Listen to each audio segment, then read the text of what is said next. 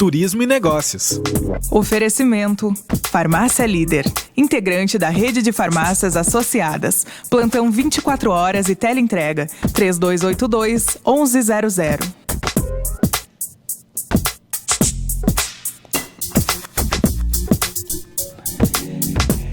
Ele tem somente 35 anos, filho dos empresários Marta Rossi e José Mineiro. É um dos empreendedores brasileiros mais reconhecidos no mercado de inovação e em 2015 recebeu o reconhecimento como um dos 25 inovadores e empreendedores do ano, em apontamento da Panrotas, empresa paulista líder na produção de informações para o profissional do turismo, e vários outros prêmios, que ele tem recebido por ser um dos destaques dentro do segmento de inovação.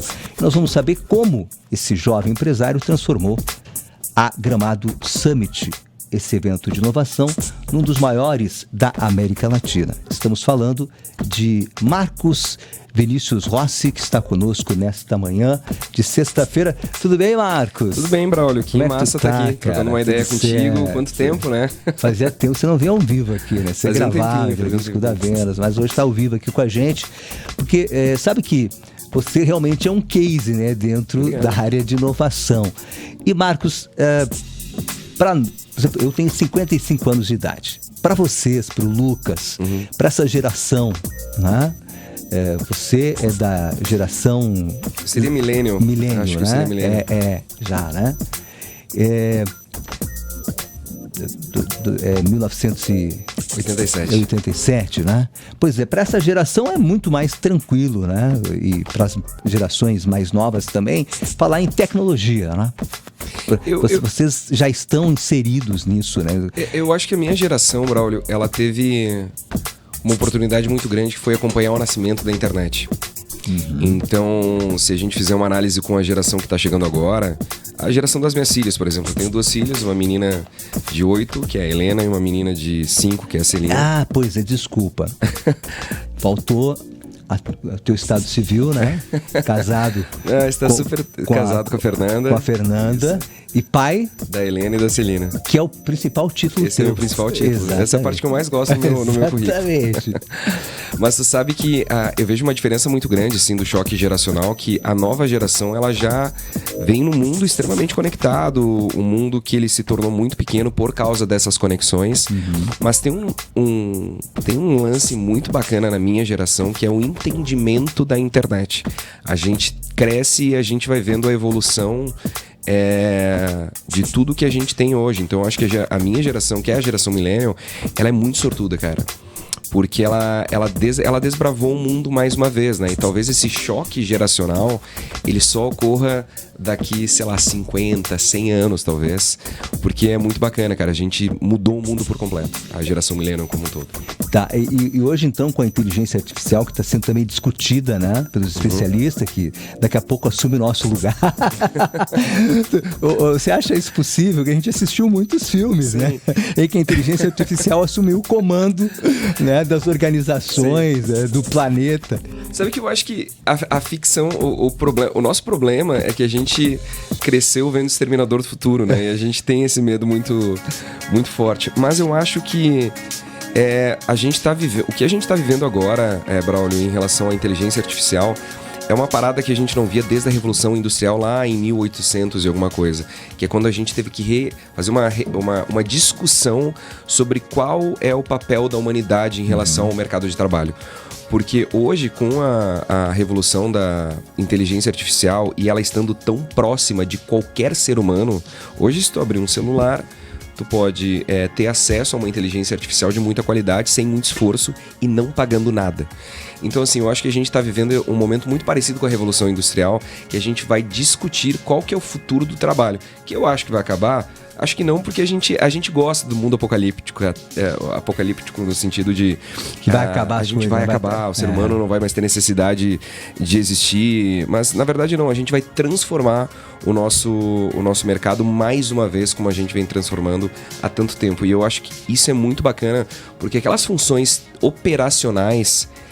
simplesmente operacionais, elas vão deixar de existir e fazer com que o ser humano se capacite cada vez mais e as profissões elas se transformem. Isso vem ocorrendo desde sempre. Claro, a gente só, depois de um tempo, a gente esquece disso, né? A Revolução Industrial, com a chegada das máquinas, foi mais ou menos isso. É verdade, eu acho que muda o formato, né, do trabalho. Você continua trabalhando, não usando mais tanto a força física, porém a força intelectual, né? Usando a inteligência justamente para diminuir essa carga física, enfim, né? Esse esforço que a gente fazia há tempos passados. Pois Marcos, você que é jovem, já está inserido nesse mundo, né, das tecnologias. E quando é que surgiu a ideia? Se você pensou, vou fazer um evento de inovação para justamente tratar de um assunto, né, que hoje é tão pertinente, né? Hoje falar em tecnologia é algo que se transformou numa necessidade, né, primordial. Eu acho que, na verdade, eu nunca tive a intenção de fazer a Gramado Summit, sim, assim, não era um projeto meu de vida realizar um evento. O que aconteceu é que em 2015 eu tinha uma startup, que são essas empresas focadas em tecnologia com capacidade de expansão muito rápida por meio da internet, e eu participei de um evento em Dublin. E eu achei muito legal quando eu participei desse evento, porque em 2015 foi um ano muito intenso para mim em relação ao ecossistema de inovação. E eu achei muito bacana que Dublin nunca tinha sido até então uma capital da inovação. Ela sempre foi uma capital financeira, no sentido que grandes empresas de tecnologia escolhem a Irlanda como um todo como quase um paraíso fiscal para estruturar suas empresas, Apple, Google, Facebook, por aí vai. Mas não, a Irlanda como um todo não tinha até então uma área de inovação. E aí vem esse evento que reúne jovens do mundo inteiro que têm ideias extremamente disruptivas para fazer com que haja um encontro dessas cabeças brilhantes, mas ao mesmo tempo faça com que a cidade e consequentemente o país faça uma discussão sobre qual é o seu modelo econômico do futuro. E eu achei isso incrível, assim, porque, me lembrou muito Gramado, querendo ou não, eu sou gramadense, mas aqui, Gramado e Canela, mas eu trago um pouco mais de propriedade à discussão sobre Gramado por ser morador da cidade. Mas Gramado... Que é natural, né? Que é natural, assim. Vive lá, né? Então... O meu conhecimento da cidade é um pouco maior, assim. Eu vivi numa cidade onde todas as discussões que aconteceram foi... por um cuidado muito grande de como seria a cidade no futuro. Por exemplo, quando, à época, o Pedro Bala, prefeito da cidade, resolveu transformar a nossa principal avenida, que é a Borges de Medeiros, em um shopping a céu aberto, a gente está falando de uma discussão que foi tomada há 30, 40 anos atrás. Então, Gramado sempre teve essa discussão de como vai ser o futuro. E não tinha até então uma discussão de, e o futuro se for digital, se o futuro for tecnológico, será que essa discussão também não serve para Gramado? Eu voltei desse evento em Dublin em 2015, cara, acho que a gente tem espaço para fazer com que Gramado seja um palco para a discussão do futuro, que ela é digital, ela é tecnológica. E será que a gente não consegue trazer jovens que estão tentando criar esse futuro e que estão, de repente, em algum lugar aqui do Brasil, trazer para Gramado? Porque se a gente fizer um ponto de encontro aqui, a gente já está contribuindo de alguma forma para que a gente entenda que a nossa economia ela precisa se transformar também. E você tinha essa visão... Você já era um visionário em relação a justamente isso, que as cidades, assim como a nossa vida, se transformaria, né, para que nós nos utilizássemos, né, a gente se utilizasse desses meios, né, da tecnologia, que hoje você pode ter uma casa toda ela, né, você pode comandar a sua casa estando a quilômetros de distância, né? Você pode... E sabe, Braulio, que eu tenho uma coisa que você pode aquecê-la, ligar, enfim, né? O ar-condicionado, você pode fechar as janelas, enfim, pode ser tudo tecnológico, né? Uma casa tecnológica. E tem uma coisa que eu acho mais legal ainda, que é a nossa proposta desde o início na Gramado Summit, é trazer a discussão para quem talvez não entenda nada de tecnologia, mas vai ser afetado, entre aspas, por ela. Vai ter que viver ela. E aí um exemplo muito legal que a gente dá hoje é o Pix. Cara, em 2 anos, toda a população brasileira que tinha um celular, independente do modelo, teve que se adaptar a um dinheiro, entre aspas, digital. Cara, olha que incrível, olha que democrático que é isso. Então a gente tá falando de alguém que vive no bairro mais nobre de uma cidade brasileira, como alguém que vive em alguma comunidade muito simples dentro do Brasil, utilizando esta mesma plataforma. E isso, cara, é o efeito dos novos tempos, assim, é tentar facilitar a vida das pessoas por meio de tecnologia, desburocratizando muitos processos e tornando a vida mais eficaz e mais barata.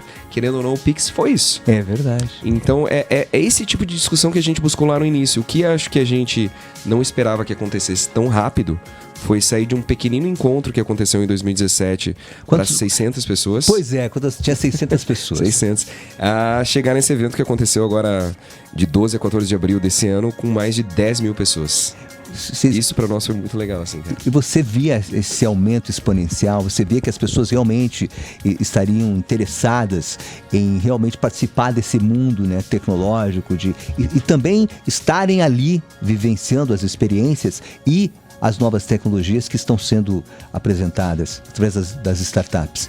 Cara, eu vou te dizer que esse último ano, para mim, se a gente for analisar esse último ano, o que mais me chamou a atenção foi ter diferentes tipos de pessoa participando do mesmo evento. Então, assim, a gente não tinha só a classe dos inovadores circulando no evento. Não, a gente tinha a galera da indústria fazendo uma série de questionamentos sobre processos de produção participando da Gramado Summit. A gente teve aí 70% do público, então bota quase 7 mil pessoas que vieram de fora do estado do Rio Grande do Sul e que vieram muito para entender.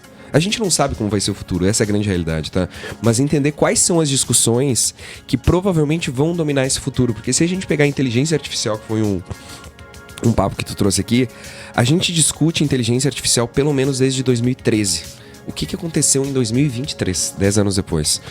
Ela chegou no celular, ela chegou na mão das pessoas. Quem se prepara antes e começa a tentar entender quais são as tendências de consumo da sociedade, fica um pouco mais preparado com os seus negócios. E é isso que eu acho legal na Summit, assim, eu acho que a gente não vai acertar tudo o tempo inteiro. E tem uma frase que eu adoro, tá, Braulio?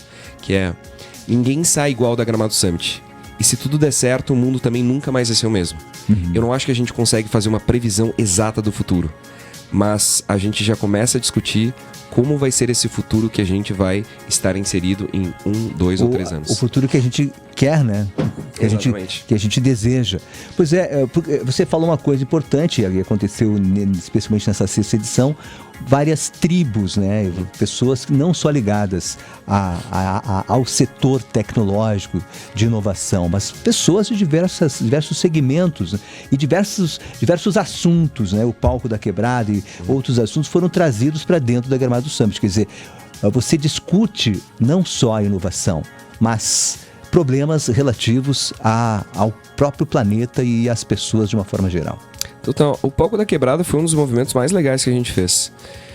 Para quem não participou da Gramado Summit, foi um palco feito por um instituto que trabalha o empreendedorismo, a arte e a cultura para crianças da favela.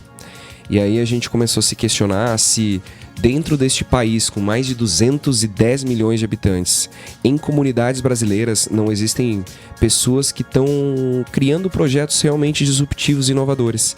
E aí a gente foi descobrindo um mundo muito legal, assim. Eu tenho um exemplo que eu adoro, Braulio, que é de uma startup chamada Na Porta, que é uma startup que ela tem base em São Paulo e Rio de Janeiro. Basicamente, eles fazem entregas dentro de comunidades, dentro de favelas. Então seria, por exemplo, um iFood ou uma Amazon da vida para favelas. Porque quando a gente está fazendo um pedido aqui em Canela, em Gramado, de um iFood, é fácil fazer com que aquele pedido chegue na nossa casa. Basicamente, rua, número, e a gente sabe que dentro de um período de tempo vai estar lá. Agora, como que tu faz a distribuição de produtos dentro da comunidade do Alemão, que não tem nome de rua, e tem todo um número de casa, sistema, nem pensar. Não. E aí tem essa molecada, cara, que criou esse modelo muito forte e trabalha com as marcas. Então a Na Porta trabalha junto com o Carrefour, com a Shopee, para fazer pontos de entrega e distribuição.